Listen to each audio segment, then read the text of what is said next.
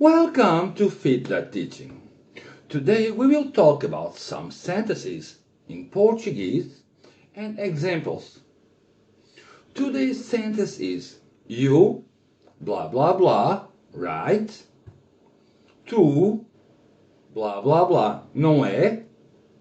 Tu, blah blah blah, não é?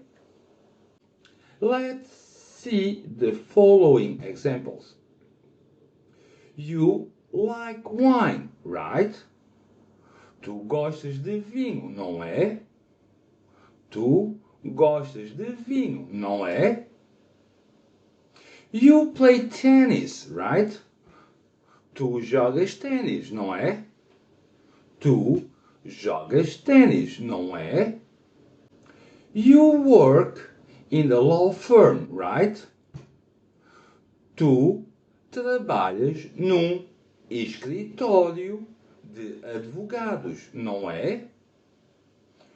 Tu trabalhas num escritório de advogados, não é? You have 20 days of annual leaves, right? Tu tens 20 dias de férias anuais, não é? Tu tens 20 dias de férias, não é?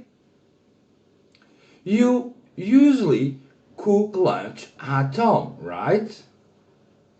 Tu costumas fazer o almoço em casa, não é? Tu costumas fazer o almoço em casa, não é? I hope you enjoyed this video and found it useful. Remember to like and share our videos. Bye bye!